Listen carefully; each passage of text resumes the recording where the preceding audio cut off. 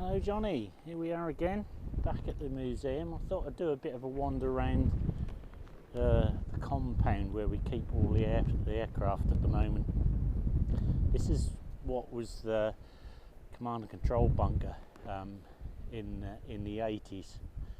So I'll sort of show you around and introduce you to some of the chaps that are here helping sort things out. This is our new canteen shop area, basically two containers welded together.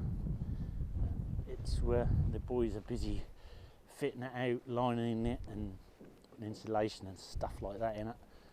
This is the old porter cabin shop. It's just fell apart. See, we're in the process of moving ramps and stuff like that. As you can see, we've got one or two vehicles. The old bus might be, I think it might be a bit too late for your era, but I'll take you out, show you in a minute. This is our staff room.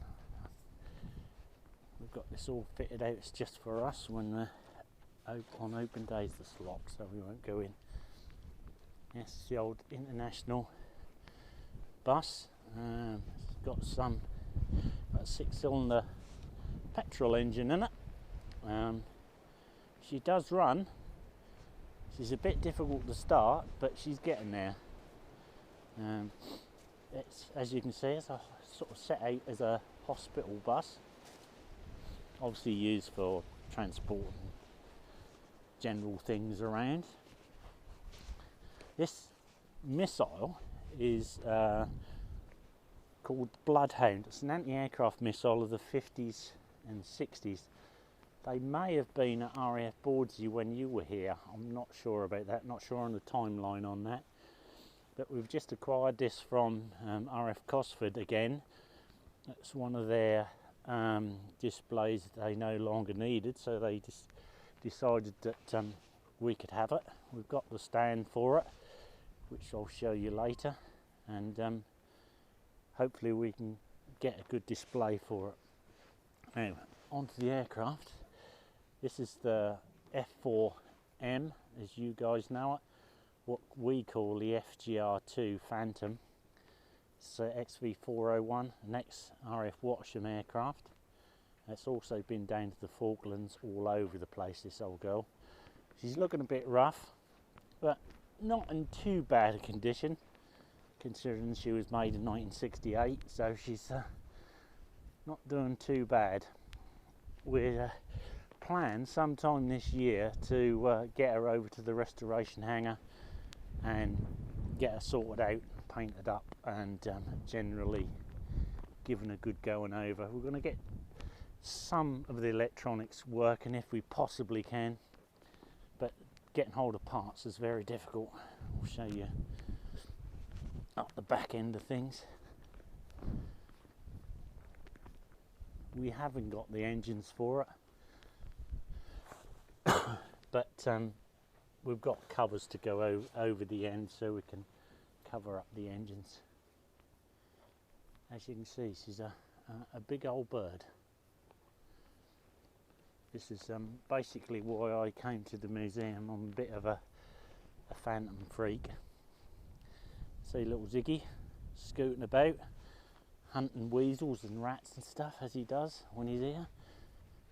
Right, next aircraft is, this is a Hawker Hunter. You notice it says Royal Navy on the back.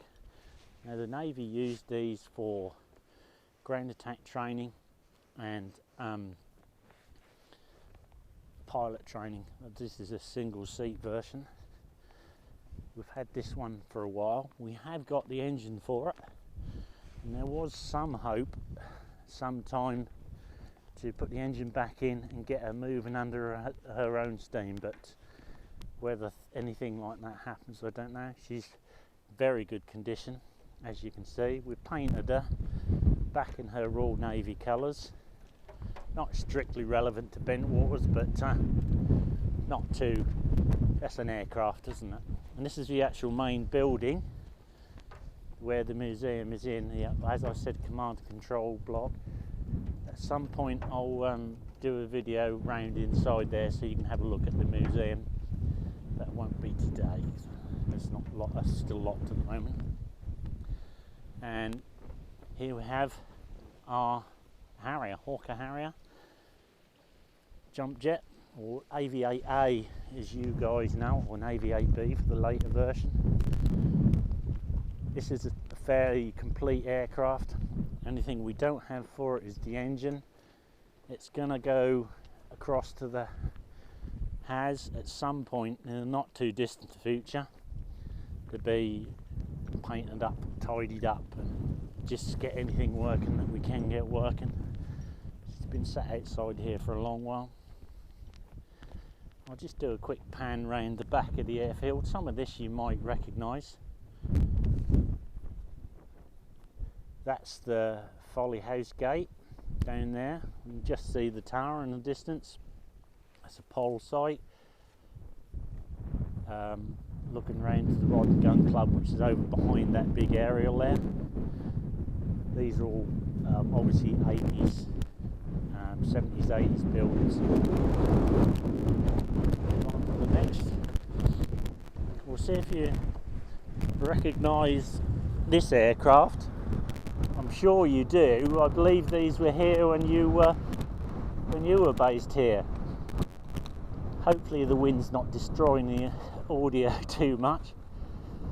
This is another aircraft from RAF Cosford, part of their exhibits that they no longer wanted.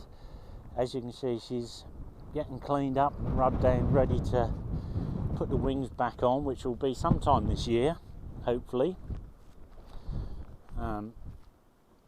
She's painted up as a Thunderbirds aircraft, but these were, as you know, these were based here, so when we do the paint for it, we're going to paint it up as an aircraft that was based here. So hopefully at some point I'll give you an idea. I'll show you when we go in the museum which aircraft we're going to paint it up as, but that'll be another video. This is, you probably know, this is an A10. There are only two on display in Europe. This one, which is an ex-Ben Waters aircraft, which when they left here they went over to RAF Alconbury, and this was involved in a landing accident where the landing gear collapsed on landing, and they put it back on the legs and just stripped it for all the bits they needed. And then that was at RAF Alconbury for a good number of years under the control of the US Air Force Museum. They then offered it to us and we snapped it up, as you can well expect. Another big old bird. She's in quite tidy condition. As you can see, the front windscreens are a bit cloudy, and apparently there's a pallet at Davis Monthan with a load of bits for us, which due to COVID and various other things haven't got to us yet, but hopefully sometime soon we can get that and make her look a bit better than she does at the moment, although she's not too bad. There's the other one of the police cars we've got on loan to us. This one, I believe, came from RAF Mildenhall initially. That's the US Air Force police car. Not much of a police car person. And this great big lump of steel and stuff is the actual launcher for the Bloodhound missile that I showed you a little bit earlier. So that's a quick run around of the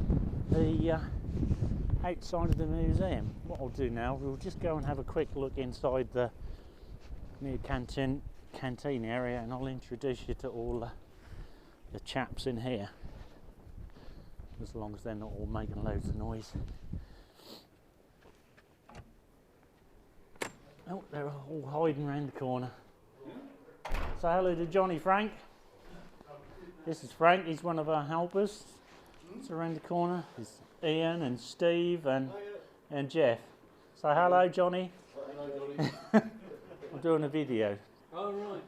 Okay. No photos, no. Funny lot. Some idiot walking around with a stick. Yeah, that's it. You're right. There is an idiot walking around with a stick. They're getting on well in here, aren't they, boy? Aren't they? They're sort of lined the inside of it, insulation and all sorts of lovely things. We've got the chandeliers up. Yeah, we haven't got the chandeliers up yet, but we're getting there. A funny lot they are.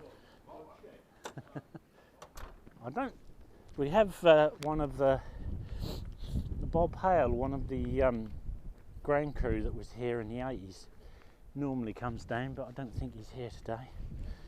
There's young Eddie doing a bit of repair on our little Dodge pickup truck, filling it full of Bondo. You're making a good job of that, Eddie. Look at that, look. What? You look like you know what you're doing. Yeah. Yeah. He's making a good job. Handy little man he is, handy man. Right, I think that's it, Johnny. Hopefully you enjoy this and the wind's not too bad for you. And we'll see you sometime soon. I'll just do a quick pan round outside so you can have a look round, see if there's anywhere you recognise. I think the motor pool place is down. Oh no, that's the fire station down there, isn't it? So, but you can see this is what the airfield looks like now. Control tower over there. And the runway's out in front of us, sort of left to right, or the main runway anyhow. Okay mate, take care, stay well, and speak to you soon. Bye.